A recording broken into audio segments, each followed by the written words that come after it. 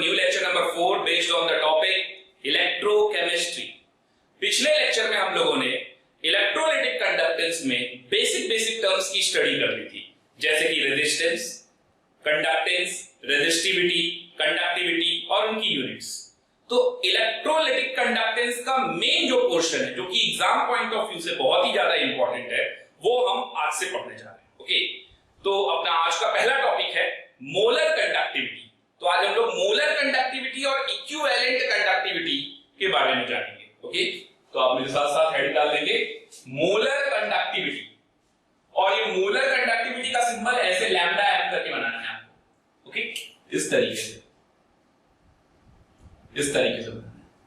तो हेडिंग डाल देंगे मोलर कंडक्टिविटी। अब ये मोलर कंडक्टिविटी आखिर होता क्या है?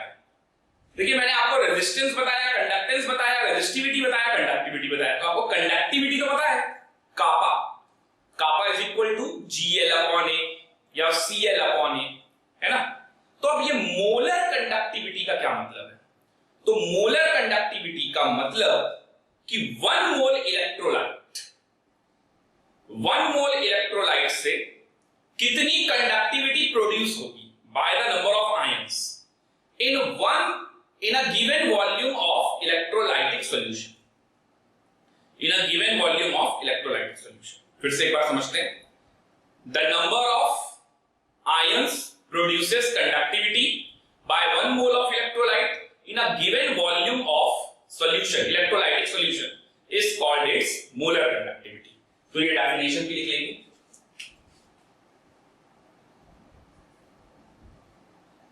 The conductivity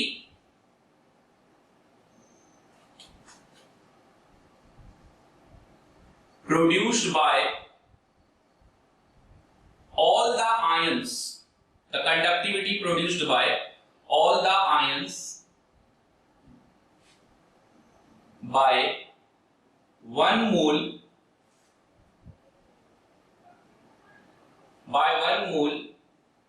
of an electrolyte in a given volume of electrolytic solution is called its molar conductivity, यानी कि lambda. Okay, the conductivity produced by all the ions by 1 mole of an electrolyte in a given volume of electrolytic solution. Okay, अगर ऐसा है तो conductivity produced in 1 cc electrolytic solution क्या होगा? Conductivity 1 cc electrolytic solution में जो conductance होता है वही कंडक्टिविटी होती है, क्योंकि 1 cc इलेक्ट्रोलाइटिक सॉल्यूशन का मतलब आपको बताया था, L अगर 1 सेंटीमीटर हो जाए, area of cross section 1 centimetre square हो जाए, तो कापा किसके बराबर हो जाएगा? G या फिर C के बराबर। कापा ही किसके बराबर हो जाएगा? G या फिर C के बराबर हो जाएगा। ओके, ये तो था 1 cc ऑफ इलेक्ट्रोलाइट। तो अगर इसी में मैं आपसे बोलूं कंडक्टिविटी प्रोड्यूस्ड इन VCC इलेक्ट्रोलाइटिक सॉल्यूशन, तब क्या होगा? तो उसमें क्या होगा? कापा इंटू V हो जाएगा। तो यही हमारा लैम्डा एम होता है, कापा इंटू V। अब आप समझ लो इसको। तो ये क्या लिखा हुआ है? Conductivity produced bye all the ion of 1 mole of electrolyte in a given volume of solution. Okay, अब आपको मोलैरिटी के बारे में अगर कुछ पता हो तो उससे और अपना काम बन जाएगा। मोलैरिटी में आप क्या समझते हो? मोलैरिटी को आप क्या बोल सकते हो? तो आप मोलैरिटी का सिंबल कैपिटल एम होता है ना, इसको क्या बोल सकते हो? M mole electrolytes are present in 1000 ml of solution, ऐसा बोल सकते हैं। M mole electrolyte is present in 1000 ml electrolytic solution. तो 1 मोल इलेक्ट्रोलाइट कितने में प्रेजेंट होगा? तो 1000 by ml सॉल्यूशन। क्या ये 1000 upon ml क्या यही V नहीं हो गया इन अ गिवन वॉल्यूम? अगर आप ये चीज, इस वैल्यू को, V की वैल्यू को अगर आप यहां पुट कर दोगे तो ये आपका फॉर्मूला आ जाएगा lambda m is equal to kappa into 1000 by, तो ये हो गया अपना फॉर्मूला। ओके, इसी को कहते हैं मोलर कंडक्टेंस। मोलर कंडक्टेंस का फॉर्मूला, मोलर कंडक्टिविटी का formula kappa into 1000 by M, जहां कापा क्या है? कंडक्टिविटी, ओके, 1000, और एम क्या है? Molarity of the solution. Note कर लेंगे इसको। यूनिट ऑफ मोलर कंडक्टेंस, तो मोलर कंडक्टिविटी की यूनिट क्या होगी? तो नेक्स्ट है यूनिट ऑफ लैम्डा, इसकी यूनिट लिखनी है। कापा की यूनिट क्या होती थी? तो kappa is equal to CL upon A या GL अपॉन ए, तो ओम इनवर्स सेंटीमीटर इनवर्स होती थी। तो आप देखो कापा की यूनिट हो जाएगी ohm inverse upon centimetre, centimetre inverse का मतलब अपॉन में सेंटीमीटर, और मोलैरिटी की यूनिट क्या हो जाएगी? तो ये हो जाएगी मोल पर लीटर, और लीटर को अगर सेंटीमीटर में कन्वर्ट करेंगे तो क्या आ जाएगा? Centimetre cube. तो ये इससे कैंसिल हो जाएगा और क्या आ जाएगा? Centimetre square. यानी ये इसकी यूनिट क्या बन गई? ओम inverse centimetre square mole inverse. ओम inverse centimetre square mole inverse, है ना? तो लैम्डा एम की यूनिट आप क्या क्या बता सकते हो? MHO सेंटीमीटर स्क्वायर पर मोल, ऐसे भी बोल सकते हो। और SI unit of lambda M वो क्या हो जाएगा? तो MHO की जगह siemens metre square upon mole, siemens metre square upon mole. Okay, यहां तक नोट कर लेंगे। तो ये था अपना मोलर कंडक्टेंस। अब ठीक इसी तरीके से अपने को जानना है कि इक्विवेलेंट कंडक्टेंस क्या होता है। तो नेक्स्ट हेडिंग डाल देंगे आप इक्विवेलेंट कंडक्टेंस। अब देखिए इक्विवेलेंट कंडक्टेंस में क्या होगा? जैसे यहां पर जो 1 मोल इलेक्ट्रोलाइट जो काम कर रहा था, वही अब यहां पर 1 ग्राम इक्विवेलेंट इलेक्ट्रोलाइट वही काम करेगा, और उससे जो कंडक्टिविटी प्रोड्यूस होगी उसे आप बोल देंगे इक्विवेलेंट कंडक्टिविटी। ओके, तो इसको भी लिख लेंगे। The conductivity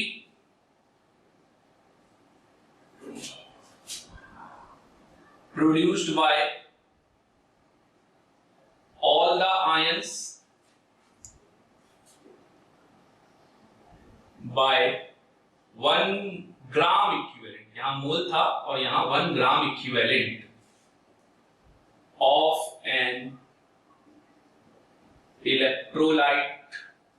an electrolyte in a given volume of electrolytic solution is called equivalent conductivity. 1 cc के केस में कंडक्टेंस ही कंडक्टिविटी है, तो आप बोल सकते हो कंडक्टेंस को conductivity, it's called equivalent conductivity, और इसको ऐसे लैम्डा इक्यू करके बोलेंगे। ओके, ये सिंबल हो जाएगा। तो अब सेम उसी तरीके से, उसी फॉर्मेट से हम इसको भी डिराइव कर लेंगे पूरा।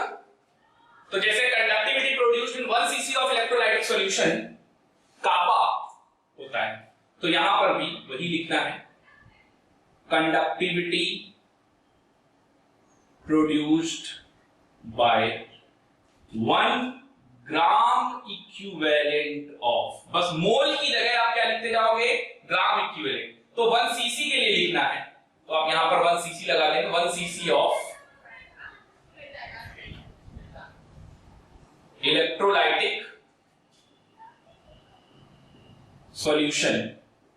क्या बन जाएगा वो, कापा, कापा वो भी बन जाएगा, है ना। और वो कापा किसके बराबर होगा, G या फिर C, तो पढ़े ही था आपने। तो फिर कंडक्टिविटी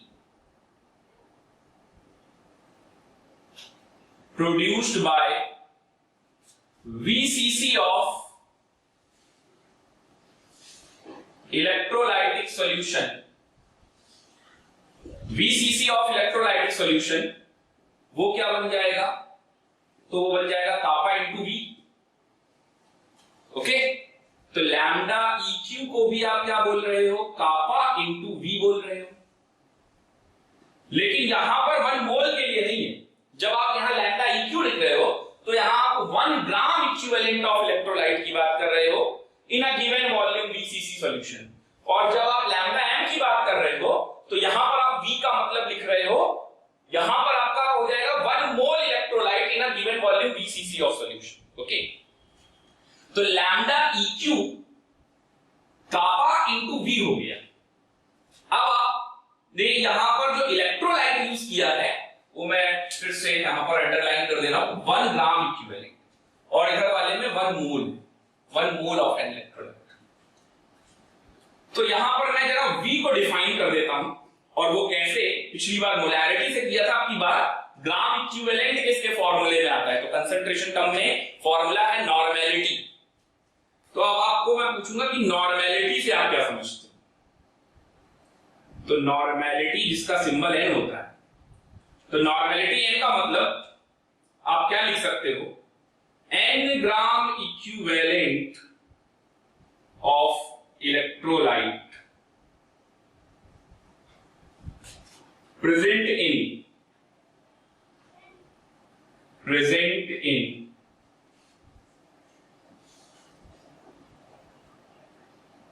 1000 ml solution। तो 1 gram equivalent of electrolyte present in 1000 upon n, और यही क्या हो जाएगा V, और ये V की वैल्यू हम यहां चिपका देंगे। तो हमारा लैम्डा EQ हो जाएगा kappa into 1000 by n, kappa into 1000 by n, ये फॉर्मूला हो गया इक्विवेलेंट कंडक्टेंस का। ओके, तो 1 ग्राम इक्विवेलेंट के केस में जो कंडक्टिविटी होती है वही इक्विवेलेंट कंडक्टिविटी होती है, और 1 मोलर के केस में जो कंडक्टिविटी होती है वही मोलर कंडक्टिविटी होती है। यहां पर भी जरा यूनिट डिफाइन कर लेते हैं, तो नेक्स्ट लिखेंगे यूनिट ऑफ इक्विवेलेंट कंडक्टिविटी। तो फिर से कापा की यूनिट आपको लिखनी है, तो ओम इनवर्स अपॉन सेंटीमीटर, और नॉर्मेलिटी तो जैसे वो मोलैरिटी था मोल पर लीटर, वैसे ही ये हो जाएगा ग्राम इक्विवेलेंट पर लीटर, और लीटर के केस में आप क्या यूज कर देंगे, CGS सिस्टम में सेंटीमीटर क्यूब, तो यहां सेंटीमीटर स्क्वायर बच जाएगा रखने के बाद, तो ये हो जाएगा हमारा, ये बन जाएगा ओम inverse centimetre square gram equivalent. सिर्फ डिफरेंस क्या है, पर मोल और पर ग्राम इक्विवेलेंट का। ओके, तो क्या क्या यूनिट आ गई, एक तो आ गया ohm inverse centimetre square gram equivalent inverse, दूसरा आप लिख सकते हो MHO centimetre square gram equivalent inverse, और अगर SI में पूछे SI unit of lambda EQ, तो वो आप बताओगे siemens metre square upon gram equivalent या ग्राम इक्विवेलेंट इनवर्स। तो ये था molar conductance and equivalent conductance. अब अपने को जानना है कि मोलर कंडक्टेंस और इक्विवेलेंट कंडक्टेंस के बीच में रिलेशन क्या होता है। रिलेशन बड़ा सिंपल सा है, जो नॉर्मेलिटी और मोलैरिटी के बीच में रिलेशन होता है वैसा ही कुछ रिलेशन यहां पर भी आएगा। तो पहले आप यहां तक नोट कर लेंगे और फिर हम लोग पढ़ते हैं relation between lambda M and lambda EQ, molar conductivity and equivalent conductivity. तो चलते हैं अपने अगले टॉपिक पे, relationship between molar conductivity and equivalent conductivity. चलिए देखते हैं, हेडिंग डाल देंगे relationship between molar conductivity and equivalent conductivity. Okay, तो देखिए, by molar conductivity we can write lambda m is equal to kappa into 1000 upon m. Okay, equation number 1, इसको equation number 1 मान लीजिए। ठीक इसी तरीके से इक्विवेलेंट कंडक्टिविटी से आप क्या लिख सकते हैं, by equivalent conductivity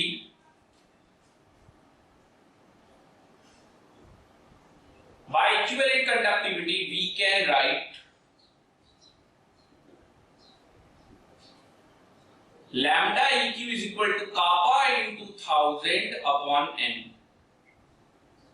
So this is our equation number 2.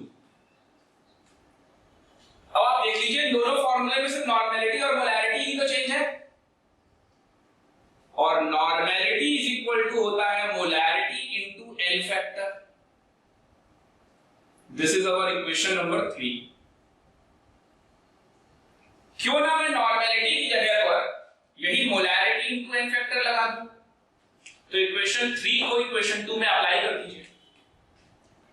तो लैम्डा इक्यू आ जाएगा kappa into 1000 upon m into N factor. अब आप इतना पार्ट देखिए, lambda EQ is equal to kappa into 1000 upon m into n factor। तो kappa into 1000 upon m क्या बन रहा है, ये लैम्डा m बन रहा है। तो lambda EQ is equal to lambda m upon में आ जाएगा n फैक्टर। ओके, तो lambda m is equal to क्या बन गया, lambda EQ into n factor. ये रिलेशन होता है। अब बारी आती है n फैक्टर पे, आपने 11th क्लास में पढ़ा होगा। n फैक्टर या फिर कन्वर्जन फैक्टर क्या होता है, तो n फैक्टर टीवी में आता है ना x फैक्टर, जैसे केमिस्ट्री का आता है n फैक्टर। तो n फैक्टर आखिर होता क्या है, n फैक्टर एसिड के केस में बेसिसिटी, बेस के केस में एसिडिटी, और सॉल्ट के केस में टोटल चार्ज ऑन कैटायन और anion, total charge on cation या एनायन। और भी बहुत कुछ होता है एन फैक्टर। अगर आप 11th क्लास में एन फैक्टर को रेडॉक्स वाला वीडियो देखेंगे तो आपको समझ में आ जाएगा। तो एन फैक्टर एसिड में बेसिसिटी, बेस में एसिडिटी, सॉल्ट में टोटल चार्ज ऑन कैटायन और एनायन, किसी एलिमेंट के लिए वैलेंसी, किसी रेडॉक्स रिएक्शन में ऑक्सीडेशन नंबर चेंज या चेंज इन ऑक्सीडेशन नंबर, ये क्या कहलाता है, ये सब क्या कहलाता है, एन फैक्टर या कन्वर्जन फैक्टर। तो लैम्डा m और लैम्डा eq के बीच में रिलेशन क्या हो गया, molar conductivity is equal to equivalent conductivity into N factor. N factor से मल्टीप्लाई कर दीजिए तो मोलर कंडक्टिविटी आ जाएगी। इक्विवेलेंट कंडक्टिविटी पता होना चाहिए, एन फैक्टर पता होना चाहिए, मोलर कंडक्टिविटी आ जाएगी। कोई भी एक टर्म पता हो तो दूसरा आ जाएगा। ओके, नोट कर लेंगे यहां। तो अपना अगला टॉपिक है measurement of a conductivity of any unknown cell in a given electrolyte solution. Okay, तो हेडिंग डाल देंगे measurement of conductivity of any unknown cell in a given electrolytic solution. आप खुद सोचो, कोई अननोन सेल है अगर आपके पास, तो उसकी कंडक्टिविटी यानी कापा को आप कैसे कैलकुलेट करेंगे। तो कापा को कैलकुलेट करने के लिए मैंने ये डायग्राम बनाया है कंडक्टिविटी सेल का। इस डायग्राम को आप बना लेंगे और ये कंडक्टिविटी सेल के डायग्राम में आप देखिए क्या क्या है। सबसे पहले मैंने क्या किया है, एक कंडक्टिविटी सेल बनाया है। कंडक्टिविटी सेल में क्या किया है, कंडक्टिविटी सेल में मुझे इलेक्ट्रोलाइटिक एक सॉल्यूशन में अब की बार कंडक्टिविटी वाटर चाहिए। कंडक्टिविटी वाटर का मतलब हो गया, कंडक्टिविटी वाटर का मतलब हो गया special type of water which has negligible conductivity, जिसकी कंडक्टिविटी ना के बराबर, ऐसा स्पेशल टाइप का वाटर चाहिए। इसको मैंने बोल दिया कंडक्टिविटी वाटर, वो फिल कर दिया। बाहर की आउटर वॉल को मैंने एक थर्मोस्टैट मटेरियल से मेंटेन कर रखा है ताकि कांस्टेंट टेम्परेचर में मेंटेन कर सकूं। ओके, इसके बाद क्या किया है, ये दो इलेक्ट्रोड लगाए हैं और ये दो इलेक्ट्रोड से जो वायर निकल रही है, इस वायर को मैंने एक सर्किट से ज्वाइन कर दिया और वो एक्चुअल में व्हीटस्टोन ब्रिज से कनेक्टेड है। अब ये व्हीटस्टोन ब्रिज लगाने की क्या जरूरत पड़ गई? अगर मुझे इस सेल का कंडक्टिविटी निकालना है तो व्हीटस्टोन ब्रिज की हेल्प से मैं इसका रेजिस्टेंस निकाल लूंगा, और अगर मुझे इसका सेल कांस्टेंट मालूम होगा तो सेल कांस्टेंट मालूम होगा और रेजिस्टेंस निकाल लूंगा व्हीटस्टोन ब्रिज की वजह से, तो इस सेल का मुझे मिल जाएगा कंडक्टिविटी। तो ये कॉन्सेप्ट है। तो सबसे पहले तो आप ये डायग्राम बना लीजिए और फिर आते हैं कुछ पॉइंट्स पे, इंपॉर्टेंट पॉइंट्स पे। ये डायग्राम आप बनाते रहिए।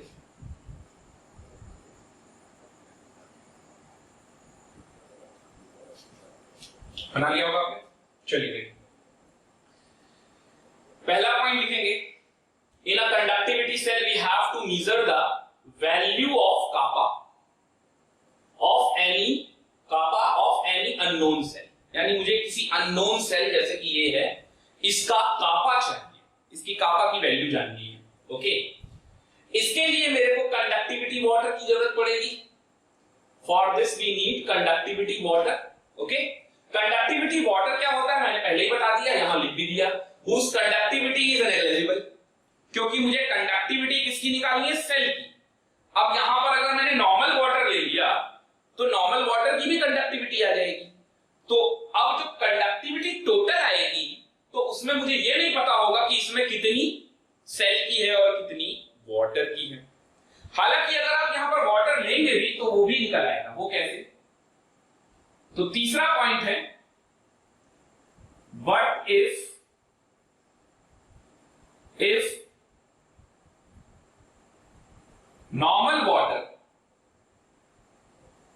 normal water is present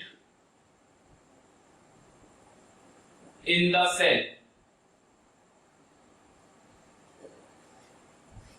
then we can also calculate the conductivity of unknown cell। वो कैसे? वो ऐसे कि कापा एक एडिटिव प्रॉपर्टी है, तो जो कापा टोटल होगा वो kappa cell plus kappa of water दोनों के सम के बराबर होगा। तो ऐसे में मैं कापा ऑफ सेल कैसे निकाल लूंगा, kappa total minus kappa of water.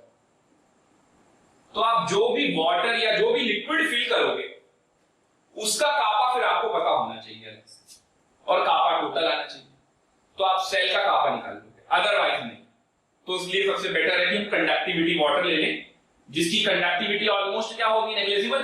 तो यहां जो लिक्विड होगा उसकी नेग्लिजिबल है, तो जो भी कापा आ रहा होगा वो सेल का ही कापा आएगा, उसमें और कोई कंफ्यूजन की कोई चीज नहीं है। ओके, ये तो बात हो गई कापा की। यहां पर थर्मोस्टेट मटेरियल क्यों यूज किया गया, टू मेंटेन कांस्टेंट टेम्परेचर, ये भी मैंने आपको बता दिया। यहां पर एसी सोर्स क्यों लिया जा रहा है, ये एक इंपॉर्टेंट पॉइंट है। एसी सोर्स क्यों लिया जा रहा है? अगर आप एसी की जगह यहां डीसी सोर्स ले लोगे तो यहां इलेक्ट्रोलिसिस होना चालू हो जाएगी, तो ये पॉइंट भी आप मेंशन कर दीजिएगा। AC source is taken in Wheatstone bridge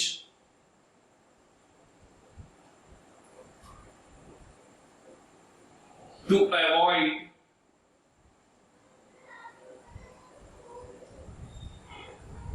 electrolysis process in the cell। Cell में इलेक्ट्रोलिसिस ना हो इसलिए हम यहां डीसी बैटरी नहीं यूज कर रहे हैं, एसी सोर्स लेकर। ओके, अब अपने को कापा कैलकुलेट करना है, तो इस सेल का कापा कैलकुलेट करने के लिए मुझे सेल कांस्टेंट पता होना चाहिए। To calculate kappa of the cell,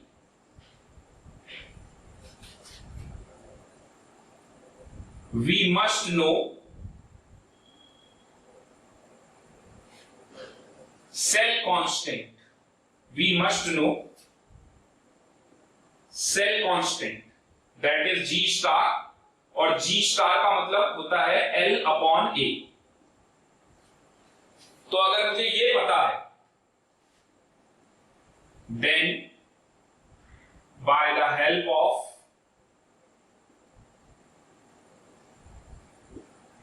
Wheatstone bridge,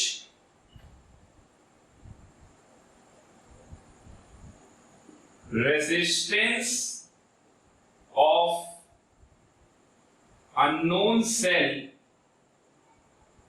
can be calculated। Okay, वो कैसे देखिए, अगर ये वोल्टेज Vg जो है, अगर ये Vg की वैल्यू 0 हो जाए, तो जैसा कि आप लोगों ने पढ़ा होगा व्हीटस्टोन ब्रिज में कि R4 और R2 का रेशियो R3 और R1 के रेशियो के बराबर हो जाएगा। तो ये पॉइंट लिख लेंगे, इफ Vg टेंडिंग टुवर्ड्स 0, तो ये 0 अगर हो गया तो हम व्हीटस्टोन ब्रिज की मदद से क्या लिख सकते हैं, R4 upon R2 is equal to R3 upon R1। Okay, तो R3 मेरा ये अननोन रेजिस्टेंस है, तो ये अननोन रेजिस्टेंस कैसे आ जाएगा, तो R3 is equal to R1 into R4 upon R2। इस तरीके से अननोन रेजिस्टेंस का क्या आ गया, अननोन रेजिस्टेंस आ गया, सेल का अननोन रेजिस्टेंस आ गया। ओके, R3, अब मुझे क्या करना है, 1 अपॉन R3 कर दूंगा तो क्या आ जाएगा, कंडक्टेंस, और उसी की हेल्प से क्या मिल जाएगा मुझे, कंडक्टिविटी। तो यहां मैं ऊपर का पॉइंट इरेज कर रहा हूं, यहां तक तो आप लोगों ने नोट कर ही लिया होगा। तो देखिए R3 इज इक्वल टू आ गया R1 into R4 by R2। Okay, resistance आ गया अननोन सेल का, और C आ जाएगा या G आ जाएगा 1 अपॉन R3, और कापा अननोन सेल का आ जाएगा, कापा अननोन आ जाएगा 1 upon R3 G L upon A, और L upon A cell constant अपने को नोन होगा, ये अपने को गिवन होना चाहिए, ये हमने कैलकुलेट कर लिया। तो कापा अननोन हो गया, कापा अननोन हो गया, 1 अपॉन R3 का मतलब R2 upon R1 R4 into L upon. Okay, ये हमारा हो गया conductivity of unknown cell, note कर लेंगे, इंपॉर्टेंट है, और आपको फील भी होगा कि किस तरीके से आखिर अननोन सेल के हम कंडक्टिविटी निकालते हैं। Variation of conductance, conductivity, molar conductivity and equivalent conductivity on dilution in a electrolytic solution. किसी इलेक्ट्रोलाइटिक सॉल्यूशन में अगर मैं डाइल्यूशन बढ़ाऊं, और डाइल्यूशन बढ़ाऊं यानी कि कंसंट्रेशन घटाऊं, तो conductance, conductivity, molar conductivity, equivalent conductivity, इन सब पे क्या फर्क पड़ता है, चलिए देखते हैं। इंटरेस्टिंग है और मोस्ट इंपॉर्टेंट है, स्टेटमेंट वाइज क्वेश्चन आ सकते हैं इस पर। ओके, तो इस पे कॉन्सेप्चुअल क्वेश्चन बन जाएंगे, तो ये भी आपको पता होना चाहिए। चलिए, तो पहला पॉइंट लिखते हैं, ऑन डाइल्यूशन और डिक्रीज इन कंसंट्रेशन, पहली बात करते हैं कंडक्टेंस की। कंडक्टेंस जिसे हम G से रिप्रेजेंट करते हैं, of both strong as well as week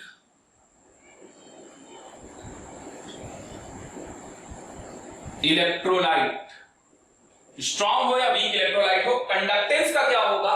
तो conductance will increase on dilution और decrease in concentration. Conductance of both strong as well as weak electrolyte increases. अब वो कैसे, उसके लिए आपको समझना पड़ेगा एक एक करके। तो सबसे पहले बात कर लेते हैं फॉर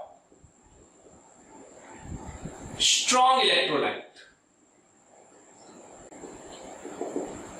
अगर आप स्ट्रॉन्ग इलेक्ट्रोलाइट की बात करते हो तो देखो, जैसे ही आप V बढ़ाओगे, V का मतलब किससे है? डाइल्यूशन से, यानी कि कंसंट्रेशन आप घटा रहे हो, डिक्रीज हो गया। ऐसा करने पर डेंसिटी ऑफ आयन, आयन की डेंसिटी क्या हो जाएगी?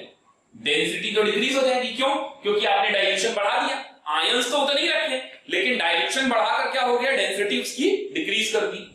अब अगर डेंसिटी डिक्रीज हो जाएगी तो इसका मतलब पार्टिकल्स के बीच में स्पेस बढ़ गया, और पार्टिकल्स के बीच में स्पेस बढ़ गया तो इससे आयनिक मोबिलिटी इंक्रीज हो जाएगी। आयनिक मोबिलिटी, तो आयनिक मोबिलिटी बढ़ जाएगी। अब आप खुद सोचो, अगर आयनिक मोबिलिटी बढ़ गई तो इसका मतलब क्या हो रहा है? आयनिक मोबिलिटी बढ़ने से क्या हो रहा होगा?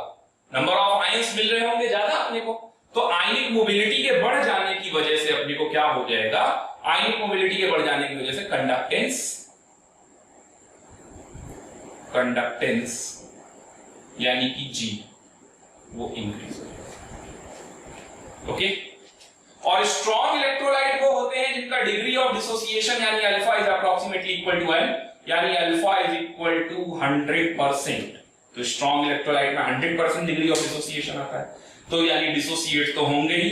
तो जो हमारे आयंस हैं उनकी आयनिक मोबिलिटी, डेंसिटी डिक्रीज हो रही है डाइल्यूशन बढ़ाने पर, आयनिक मोबिलिटी बढ़ रही है, नंबर ऑफ आयंस 100% डिसोसिएट हो रहे हैं, तो कंडक्टेंस भी क्या हो रहा है? बढ़ रहा है। कंडक्टेंस आपको बताया था मैंने, रेजिस्टेंस का उल्टा क्या था? Conductance. Easiness of charge to flow, और कंडक्टेंस बढ़ेगा तो आप बोल सकते हो रेजिस्टेंस डिक्रीज कर जाएगा। ओके। अब बात कर लेते हैं वीक इलेक्ट्रोलाइट की। वीक इलेक्ट्रोलाइट, वीक इलेक्ट्रोलाइट कैसा होता है? जिसका अल्फा लेस देन 1 होता है, यानी कि पार्शियली डिसोसिएटेड, पार्शियली डिसोसिएटेड। यहां पर भी क्या होगा? देखिए, आपने V बढ़ाया यानी कि डाइल्यूशन बढ़ाया, इससे कंसंट्रेशन हुआ डिक्रीज। कंसंट्रेशन डिक्रीज तो हुआ, लेकिन आप जरा ये सोचो कि डाइल्यूशन बढ़ाने से अल्फा भी तो इंक्रीज करेगा। Ostwald dilution law, ionic equilibrium, class 11। Alpha बढ़ता है, हर वीक इलेक्ट्रोलाइट तो स्ट्रॉन्ग इलेक्ट्रोलाइट की तरह बिहेव कर सकता है एट इनफाइनाइट डाइल्यूशन। तो अल्फा इंक्रीज करता जाएगा जैसे जैसे हम डाइल्यूशन करते जाएंगे। तो डाइल्यूशन बढ़ाया तो अल्फा इंक्रीज हुआ, अल्फा इंक्रीज हुआ का मतलब क्या हो गया? डिग्री ऑफ डिसोसिएशन बढ़ रहा है, तो नंबर ऑफ आयंस क्या हो जाएंगे? नंबर ऑफ आयंस इंक्रीज हो जाएंगे। और अगर नंबर ऑफ आयंस बढ़ गए तो इसका मतलब कंडक्टेंस भी बढ़ गया। कंडक्टेंस G या C वो भी क्या हो गया? इंक्रीज। एरो अपवर्ड का मतलब इंक्रीज, डाउनवर्ड का मतलब डिक्रीज। ओके, ज्यादा लिखने से बचते हैं, बहुत ज्यादा वैसे भी लिख लिया है, तो आप जरा शॉर्ट में समझते हैं सब चीजों को। यहां तक क्लियर हो गया आपको? चलिए नेक्स्ट आते हैं। तो डाइल्यूशन पर कंडक्टेंस का क्या फर्क होने वाला है? डाइल्यूशन बढ़ाने पर या कंसंट्रेशन घटाने पर कंडक्टेंस पे क्या फर्क पड़ने वाला है, ये तो बोल रहा है। अब अपने को जानना है कंडक्टिविटी। अब नंबर आता है कंडक्टिविटी का। तो कंडक्टिविटी पे क्या फर्क पड़ने वाला है, अब अपने को ये जानना है। तो ऑन डाइल्यूशन और डिक्रीज इन कंसंट्रेशन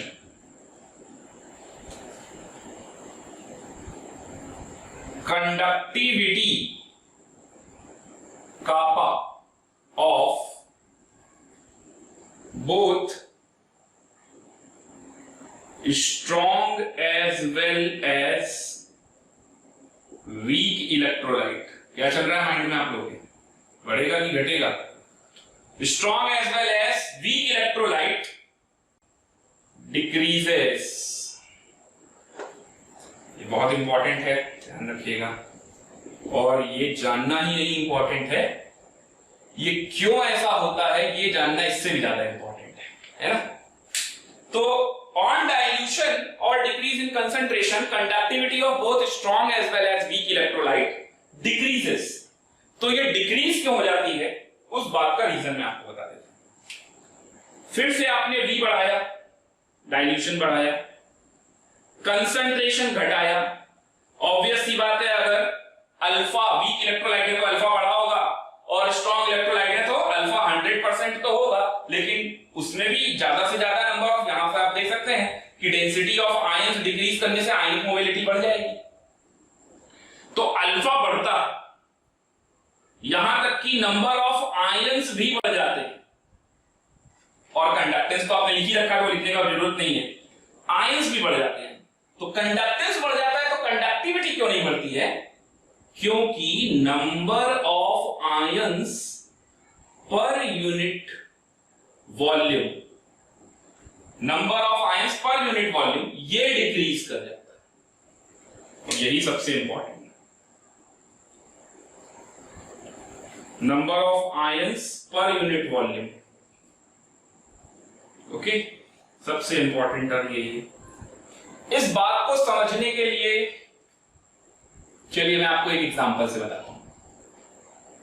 सपोज ये सेल था आपका, ये कंटेनर है, इस कंटेनर में ये आयंस भरे हुए दिख रहा है आपको, और इसका वॉल्यूम मान लीजिए आप V। ओके, अब आप यहां पर इतना सा सेक्शन उठाओ, इतने में आपको ये इतने आयंस दिख रहे हैं या नहीं दिख रहे? अच्छा, मैं डाइल्यूशन कर देता हूं, तो डाइल्यूशन कर दिया मैंने इतना। अब डाइल्यूशन बढ़ाकर मैंने इसका वॉल्यूम अब 2V कर दिया, 2 गुना, लेकिन नंबर ऑफ आयंस से कोई छेड़छाड़ नहीं की। तो बताओ नंबर ऑफ आयंस थोड़ा दूर दूर हो जाएंगे ना? यही तो बता रहे थे हम लोग कि डेंसिटी में क्या होता है, डेंसिटी ऑफ आयंस डिक्रीज। अब बताओ उतने ही सेक्शन को अगर आप निकालोगे तो आपको number of ions per unit volume ज्यादा मिले या कम मिले? कम मिल रहे हैं। और यही कंडक्टिविटी होता है। कंडक्टेंस डिपेंड करता है नंबर ऑफ आयंस पे, लेकिन कंडक्टिविटी डिपेंड करता है number of ions per unit volume. Unit volume के अंदर कितने number of ions conductivity generate कर रहे हैं, ये है कंडक्टिविटी। ओके, इसीलिए मैंने कहा था पर सीसी के केस में क्या हो जाता है, कंडक्टेंस ही कंडक्टिविटी बन जाता है, क्योंकि यूनिटी बन जाता है सब कुछ। ओके, आई थिंक इस एग्जांपल से आपको ये बात बहुत अच्छे से माइंड में फिट हो गई होगी। चलिए आगे समझते हैं।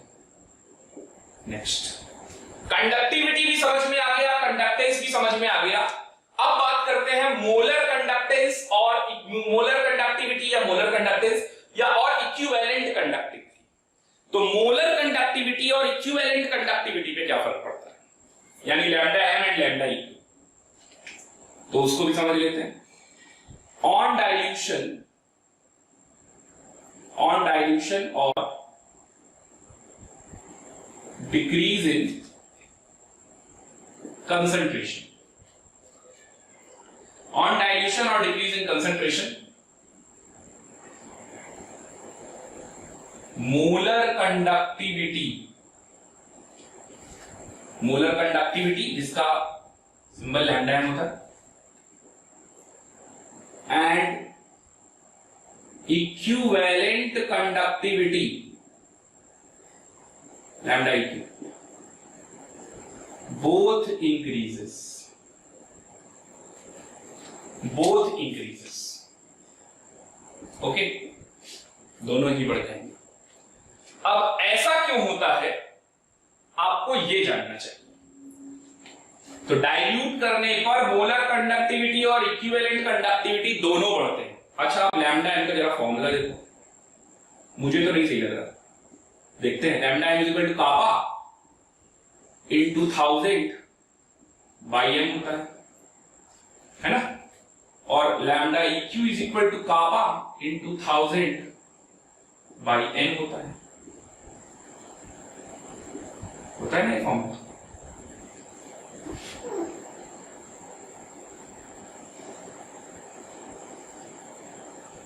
चलिए, अब जो मैं आपको समझाना चाह रहा हूं वो जरा ध्यान से समझिएगा। अगर आपने डाइल्यूशन बढ़ाया तो कंसंट्रेशन कम हुआ, कंसंट्रेशन ही मोलैरिटी है, तो V बढ़ाने से मोलैरिटी का क्या हुआ, डिक्रीज। मोलैरिटी डिक्रीज हुआ तो ये क्या हुआ, मोलर कंडक्टेंस इंक्रीज। अगर ये कम हुआ है तो मोलर कंडक्टेंस क्या होना चाहिए, बढ़ना चाहिए। समझ में आ रहा है सबको। लेकिन डाइल्यूशन बढ़ाने से कापा का क्या हुआ है, डिक्रीज, और कापा लैम्डा एम के डायरेक्टली प्रोपोर्शनल है, तो अब क्या होना चाहिए, डिक्रीज। अब नहीं समझ में आ रहा।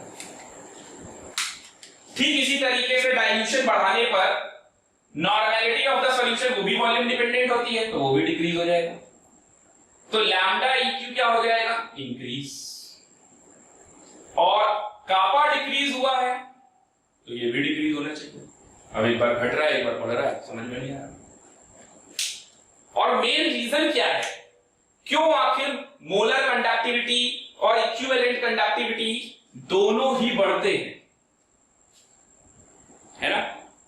तो नेट में अपने को रीजन समझना चाहिए। इन द होल रीजन ये है, due to, this is due to, this is, या अगली लाइन से लिख देते, अगर लाइन जगह नहीं है, this is due to total volume of electrolytic solution, total volume containing electrolytic solution will increase। आपने नंबर ऑफ आयंस में तो कोई चेंज नहीं किया ना, जितना आपके पास इलेक्ट्रोलाइट था आपने उतने मोल इलेक्ट्रोलाइट रहने दिए, तो नंबर ऑफ इलेक्ट्रोलाइट तो सेम है, same number of moles of electrolyte है। अब आपने वॉल्यूम V बढ़ा दिया है, तो V अगर आपने बढ़ा दिया है तो लैम्डा एम और लैम्डा इक्यू दोनों ही बढ़ जाएगा। क्यों, उसका रीजन मैं बताता हूं आपको। आपने lambda M is equal to kappa into V पढ़ा था, और यही lambda EQ is equal to kappa into V पढ़ा था। तो लैम्डा एम वाले में आपने क्या पढ़ा था, 1 cc में the conductivity of all the ions produces of 1 mole of electrolyte in a given volume of the electrolytic solution। तो given volume of the electrolytic solution है अगर, तो V डायरेक्टली प्रोपोर्शनल है या नहीं है, और V जिस रेट से बढ़ेगा उस रेट से कापा घटेगा नहीं, यानी नेट में अभी क्या हो रहा होगा, ये बढ़ ही रहा होगा, नेट में ये बढ़ रहा होगा। ये दोनों चीजें ध्यान देने वाली है। कापा डिक्रीज होगा तो लैम्डा एम डिक्रीज होना चाहिए, और V बढ़ेगा तो लैम्डा एम बढ़ना चाहिए। लेकिन V जो डाइल्यूशन है, डाइल्यूशन के बढ़ने का रेट बहुत फास्ट है, और कापा के घटने का रेट उतना फास्ट नहीं होगा उस हिसाब से। यानी ओवरऑल डोमिनेंट कौन होगा, जो वॉल्यूम पे आ रहा है, और नेट में total volume of the electrolytic solution containing same number of moles of electrolyte will increase. अगर ये बढ़ रहा है तो लैम्डा एम बढ़ना पड़ेगा, लैम्डा इक्यू भी बढ़ेगा। ओके, दूसरी बात, यहां पर कापा और मोलैरिटी में आप समझ लीजिए, मोलैरिटी में ड्रास्टिक चेंज आएगा और कापा में उतना ज्यादा चेंज नहीं आएगा, तो ओवरऑल मोलैरिटी और normality will be dominant over conductivity. ठीक है ना, तो उसको आगे भी लिख लेंगे, overall molarity m, normality capital N, dominate over kappa conductivity.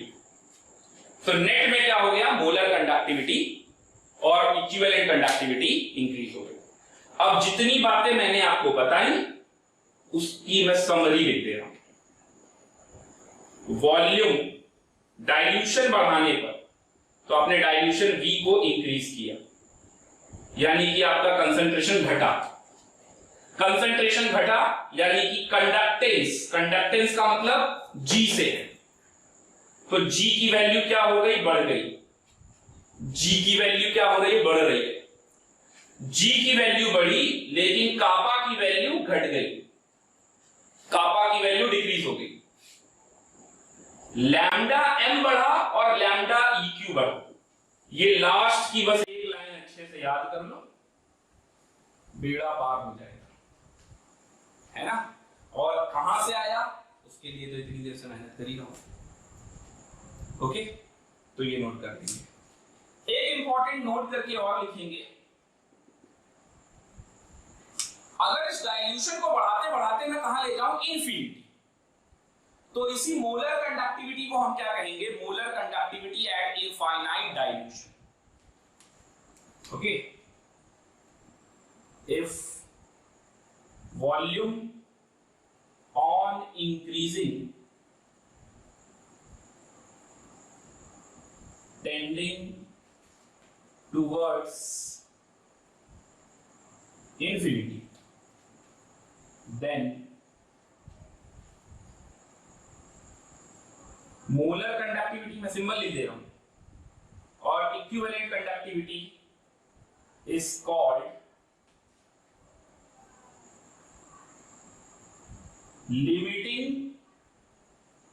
Molar conductivity, और इसको रिप्रेजेंट करेंगे लैम्डा m नॉट से, या फिर लैम्डा m के ऊपर इंफिनिटी बना देंगे। तो अगर आप डाइल्यूशन बढ़ाते बढ़ाते कहां ले जा रहे हो, इंफिनिटी तक, तो ये आपका लैम्डा m और लैम्डा EQ क्या बन जाएंगे, लिमिटिंग मोलर कंडक्टिविटी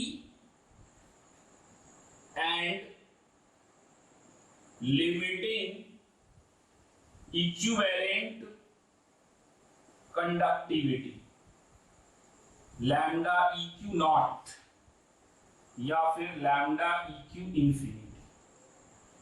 इसी को बोलते हैं लिमिटिंग मोलर कंडक्टिविटी और limiting equivalent conductivity. Okay, note कर लेंगे यहां तक।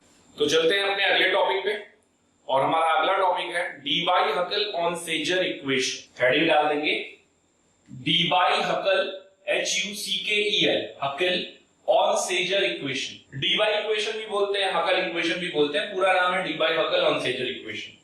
तो इक्वेशन क्या है, पहले तो मैं आपको वो बता दूं।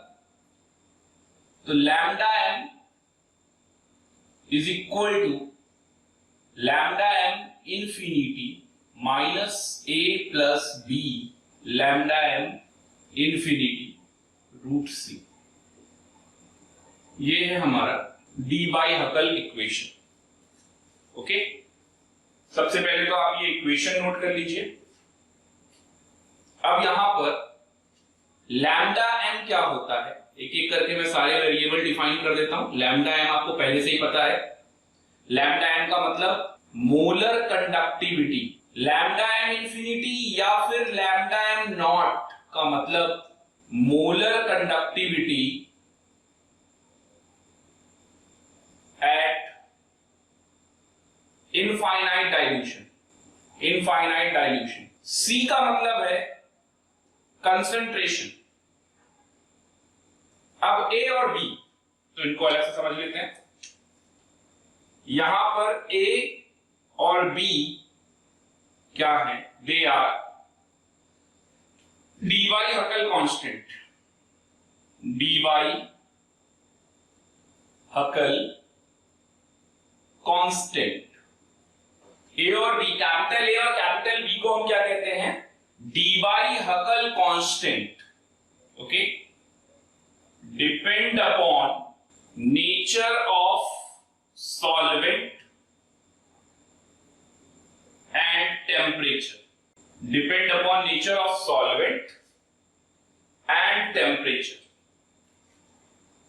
इस पूरे टर्म को मैं स्मॉल b भी लिख सकता हूं, तो lambda m is equal to lambda m infinity minus b root c, ऐसा किताबों में दिया है। तो ये आपको शॉर्ट पड़ेगा, शॉर्ट फॉर्म पड़ेगा। इसका मतलब हुआ कि b इज इक्वल टू क्या होता है, a plus b lambda m infinity. अब ये b क्या है ये भी जानना है अपने को, तो b को बोलते हैं, b को बोलेंगे solvent constant, solvent constant, okay. Due to, this is due to, this is due to viscosity, this is due to viscosity, okay.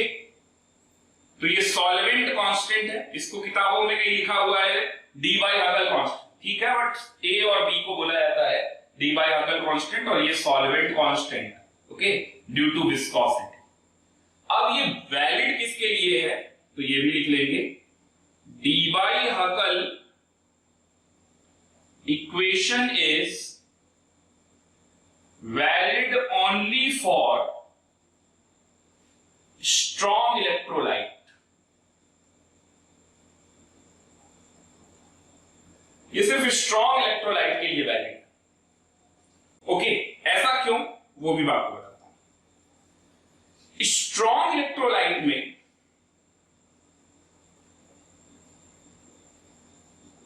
Alpha यानी कि डिग्री ऑफ डिसोसिएशन अप्रोक्सीमेटली 1 होता है, यानी अल्फा 100% डिसोसिएटेड होता है। तो डिग्री ऑफ डिसोसिएशन 100% है, strongly dissociated है।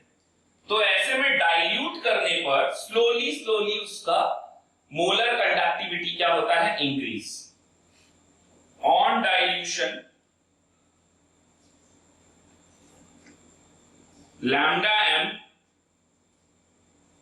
slowly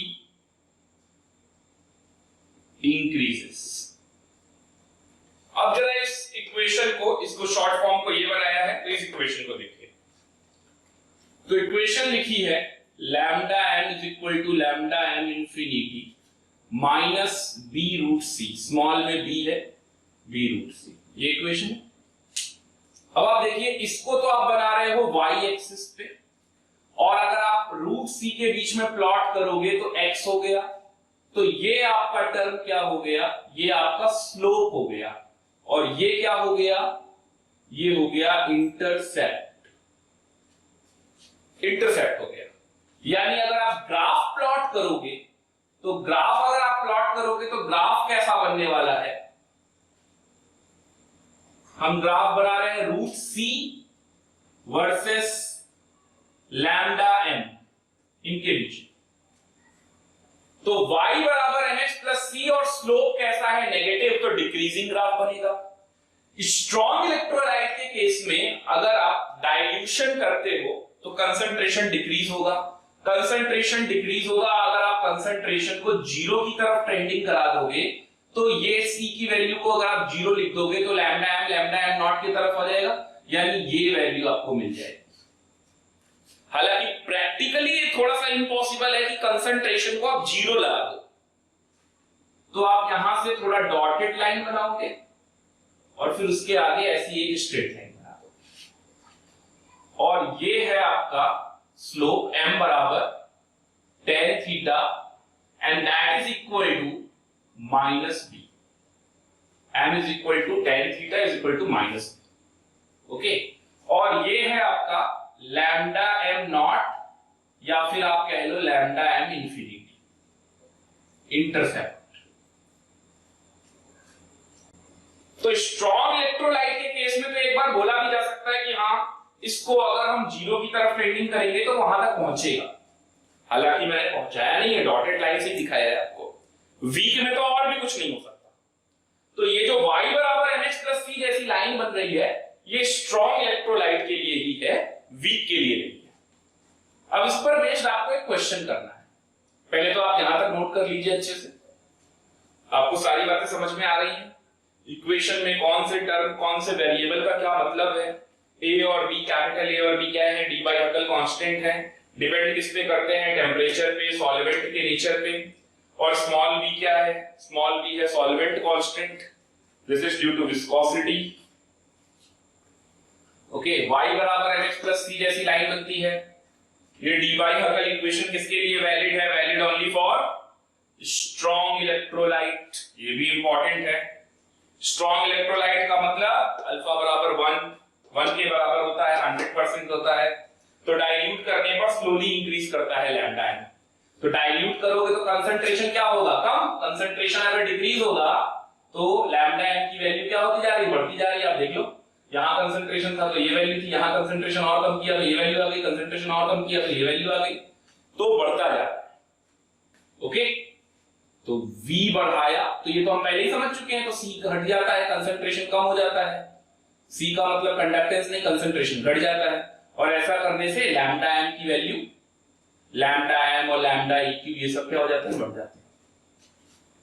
ओके, तो ये तो नोट कर लेंगे आप यहां तक। अब जो मैं आपको क्वेश्चन बोल रहा था वो आप नोट कर लो। तो क्वेश्चन किस टाइप का है,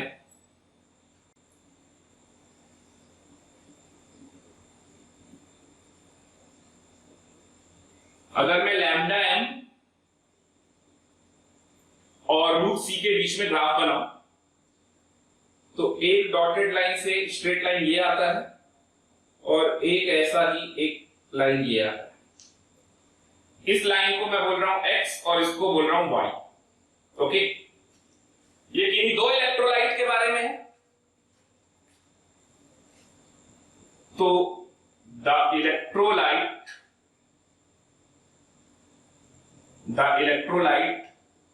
x एंड y में भी क्या हो सकते हैं, x और y इलेक्ट्रोलाइट क्या हो सकते हैं, in between HCl and KCl, in between HCl and KCl। HCl और KCl में X कौन सा है और Y कौन सा है। यहां पर HCl भी स्ट्रॉन्ग इलेक्ट्रोलाइट में आएगा, KCl भी स्ट्रॉन्ग इलेक्ट्रोलाइट में आएगा। तो अब आप सोचो, कुछ भेजा खर्च करो, कैसे सॉल्व होगा। तो देखिए, यहां पर अगर मैं कंसंट्रेशन को फिक्स कर लूं तो फिक्स कंसंट्रेशन पे मुझे क्या दिख रहा है, ये X की वैल्यू ज्यादा कम दिख रही है और उससे भी ज्यादा उसी कंसंट्रेशन पे मुझे Y की वैल्यू दिख रही है, दिख रहा है ना। तो मोलर कंडक्टेंस जिसका ज्यादा होगा, मोलर कंडक्टिविटी जिसकी ज्यादा होगी वही हमारा Y है, और जिसकी मोलर कंडक्टिविटी कम होगी वो हमारा X। अब ये हम कैसे पहचानेंगे, तो उसका सॉल्यूशन मैं आपको HCl टूट जाएगा H+ और Cl- में, और KCl टूटेगा K+ और Cl- में। Cl- तो कॉमन है। अब आप अगर देखो तो molar conductivity of H+ ion आपको ज्यादा मिलेगा molar conductivity of K+ ion से। अब मैंने तो डायरेक्ट आंसर ही बता दिया, बट ये होगा कैसे, यही तो जानना है। H+ आयन का साइज छोटा है, साइज छोटा है तो आयनिक मोबिलिटी ज्यादा है। अभी थोड़ी देर पहले हम लोग पढ़ रहे थे variation of conductance, conductivity, molar conductivity, equivalent conductivity on dilution पढ़ रहे थे ना। तो अगर साइज छोटा होगा तो आयनिक मोबिलिटी बढ़ेगी। आयनिक मोबिलिटी बढ़ेगी तो क्या होगा, आयनिक मोबिलिटी के बढ़ने से कंडक्टिविटी क्या होगा, कंडक्टिविटी तो डिक्रीज हो जाएगी पर यूनिट वॉल्यूम पे, वो तो डिपेंड करता है डाइल्यूशन के बारे में। कंडक्टेंस तो बढ़ेगा, और कंडक्टेंस बढ़ेगा तो मोलर कंडक्टेंस, इक्विवेलेंट कंडक्टेंस, ये सारी चीजें इंक्रीज होंगी।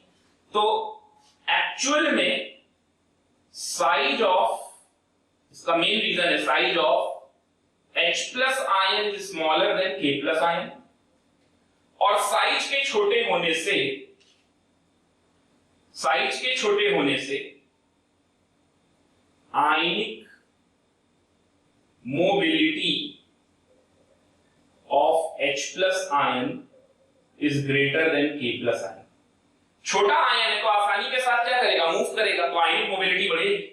और अगर आयनिक मोबिलिटी बढ़ेगी तो आपने स्ट्रॉन्ग इलेक्ट्रोलाइट में पढ़ा था, आयनिक मोबिलिटी के बढ़ने से लैम्डा एम और लैम्डा इक्यू बढ़ता है, मोलर कंडक्टेंस, मोलर कंडक्टिविटी और इक्विवेलेंट कंडक्टिविटी इंक्रीज होता है। अच्छा, मैं मोलर कंडक्टेंस और मोलर कंडक्टिविटी दोनों ही बोल सकता हूं, क्योंकि यूनिट कंसंट्रेशन के लिए क्या हो जाएगा, मोलर कंडक्टेंस ही मोलर कंडक्टिविटी। ओके, तो ये नोट कर लेंगे।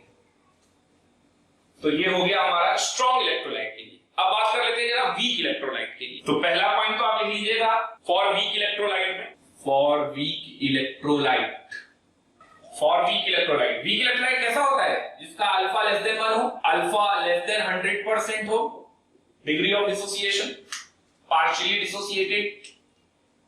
तो एक पॉइंट तो इंपॉर्टेंट समझ लीजिए आप, Debye Huckel equation is not valid for weak electrolyte।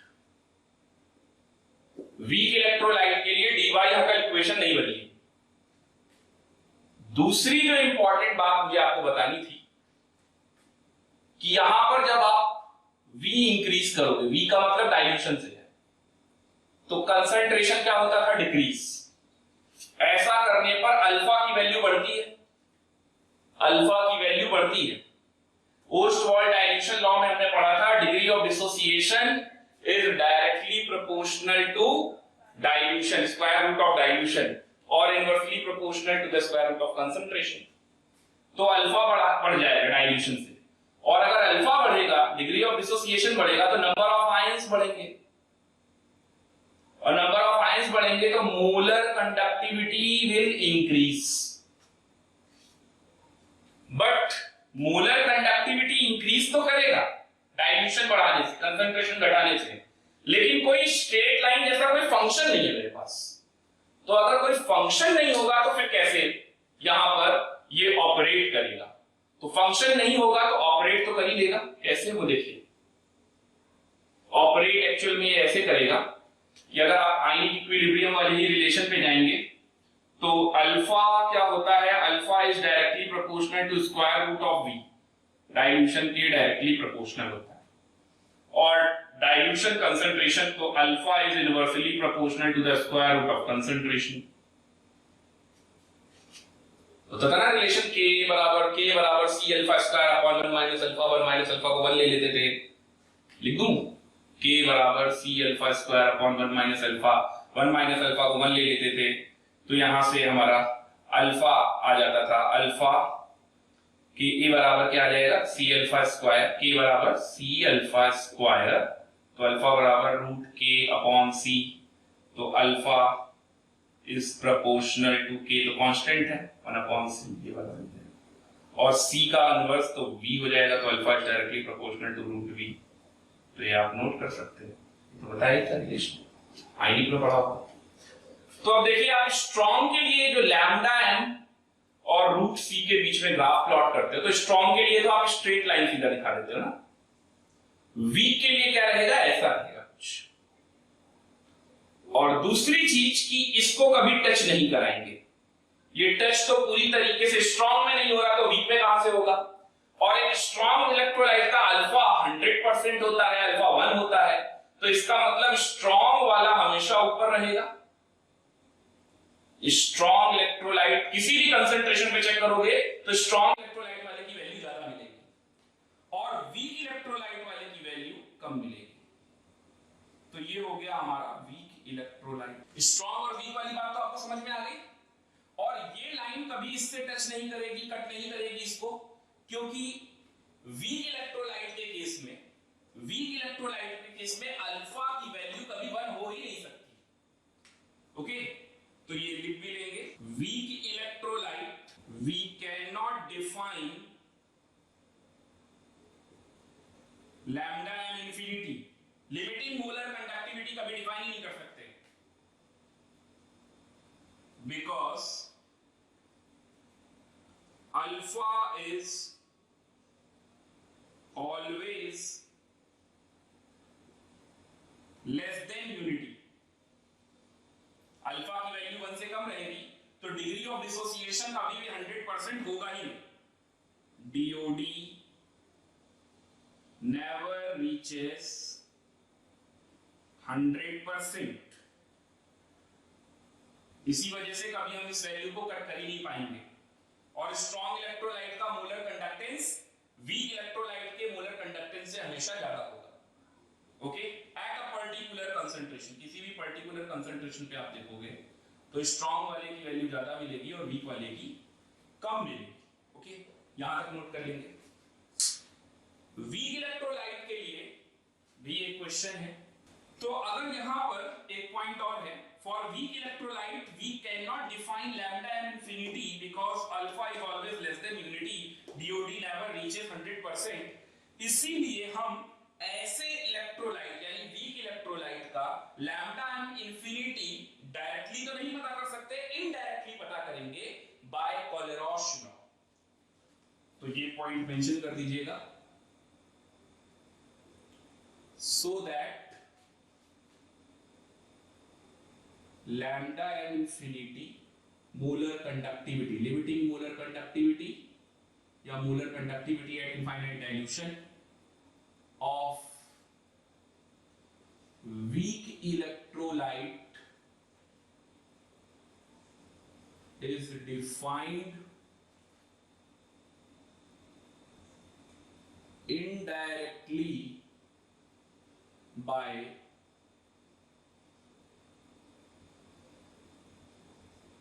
कोलेरॉश law.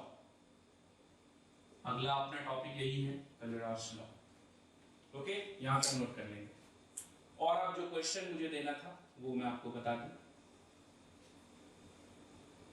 Again एक ग्राफ प्लॉट किया जा रहा है लैम्डा एम वर्सेस रूट सी के बीच में। एक लाइन ऐसी है वीक इलेक्ट्रोलाइट के लिए और एक लाइन ऐसी है वीक इलेक्ट्रोलाइट के लिए।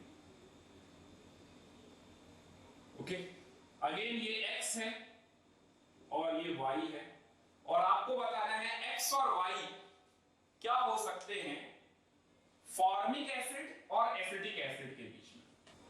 Identify x and y in between formic acid and acetic acid, ये आपको आइडेंटिफाई करना है। चलिए बताइए X और Y में कौन सा फॉर्मिक एसिड होगा और कौन सा एसिटिक एसिड होगा और क्यों? X और Y में कौन सा फॉर्मिक एसिड है, कौन सा एसिटिक एसिड है, प्रॉपर रीजन होना चाहिए। तो फिर से मैं आपको बता दूं, किसी पर्टिकुलर कंसंट्रेशन पर, कंसंट्रेशन फिक्स करो, तो देखो लैम्डा एम X का कम आ रहा है और लैम्डा एम Y का ज्यादा है, तो जिसका मोलर कंडक्टिविटी ज्यादा होगा वो Y होगा और जिसका मोलर कंडक्टिविटी कम होगा वो X होगा। अब फॉर्मिक एसिड और एसिटिक एसिड में कैसे पता करें? ये बहुत अच्छा क्वेश्चन यहां से बन सकता है। ऑर्गेनिक केमिस्ट्री उठाई जा सकती है और ऑर्गेनिक केमिस्ट्री में ये इलेक्ट्रोकेमिस्ट्री मिलाकर बढ़िया से बढ़िया क्वेश्चन बन जाएगा। जैसे आप लोगों ने एसिडिक कैरेक्टर और बेसिक कैरेक्टर का ऑर्डर पढ़ा होगा जीओसी में, और एसिडिक कैरेक्टर और बेसिक कैरेक्टर ना पूछ के बल्कि मैं उस एसिडिक कैरेक्टर और बेसिक कैरेक्टर का यहाँ यूज करवा दूंगा, और इलेक्ट्रोकेमिस्ट्री भी हो गया और वो जीओसी का वो टॉपिक भी हो गया। तो बहुत अच्छे लेवल की प्रॉब्लम हो जाएगी। और ऐसे क्वेश्चन बहुत अभी तक तो नहीं आए हैं, बट आने के चांसेस पूरे पूरे हैं। अब ऐसा सिंपल क्वेश्चन है तो अगर कॉन्सेप्ट ही छोटा सा है, ये नीट में भी दिया जा सकता है, मेन में भी दिया जा सकता है और एडवांस में भी दिया जा सकता है, क्योंकि नया टाइप का क्वेश्चन। चलो फिर आप देखते हैं आगे कैसे सॉल्व होगा फॉर्मिक एसिड और एसिटिक एसिड। तो आप मेरे को बात बताओ कि एसिडिक कैरेक्टर किसका ज्यादा होता है? एसिडिक कैरेक्टर किसका ज्यादा होता है और क्यों? एसिडिक कैरेक्टर फॉर्मिक एसिड का ज्यादा होता है एसिटिक एसिड से, मालूम है नहीं? तो formic acid is more acidic then acidic acid. Okay, मतलब Ka for formic acid, Ka formic acid का बड़ा होगा किससे? Ka एसिटिक एसिड से। फॉर्मिक एसिड का Ka बड़ा होगा एसिटिक एसिड से। अच्छा, आयनिक इक्विलिब्रियम में थोड़ा चलेंगे तो Ka बराबर होता है C alpha square upon 1 minus alpha. अगर 1 माइनस अल्फा को 1 मान लूं तो अल्फा बराबर हो जाएगा under root Ka upon C। अब हर बार तो Ka को लिखते थे constant, equilibrium constant, acid constant. अब की बार Ka अलग अलग होगा, दोनों का डिफरेंट है और कंसंट्रेशन फिक्स कर रखा है, तो इसका मतलब हुआ alpha is directly proportional to root Ka। तो जिसका Ka ज्यादा उसका अल्फा ज्यादा, उसका नंबर ऑफ आयंस ज्यादा। और आप देखिए अभी आप ही ने लिखा नंबर ऑफ आयंस ज्यादा, लिखा मैंने है, आपने भी तो सपोर्ट किया है। नंबर ऑफ आयंस ज्यादा तो लैम्डा एम की वैल्यू भी ज्यादा, यानी फॉर्मिक एसिड का लैम्डा एम ज्यादा है, तो ये जो ऊपर वाली वैल्यू है ये किसकी हो जाएगी? Formic acid. और ये जो नीचे वाला टर्म है YX, ये Y हो गया और X क्या हो जाएगा? तो X अपना हो जाएगा एसिटिक एसिड। क्वेश्चन समझ में आया आपको? अब आप सोचिए, मैं यहां पर कई सारे X, Y, Z, P, Q, R, S, T और वो सब एसिडिक कैरेक्टर वाले क्वेश्चन उठा लो, बेसिक कैरेक्टर वाले क्वेश्चन उठा लो, तो उन सब से क्वेश्चन सॉल्व कर सकते हैं इसी कॉन्सेप्ट के थ्रू। ओके, तो नोट कर लेंगे। और इस तरीके की प्रॉब्लम आपको करनी है, बल्कि मैं आपको एक और क्वेश्चन दे देता हूं। क्वेश्चन लिख लेंगे, identify X, Y, Z in terms of benzoic acid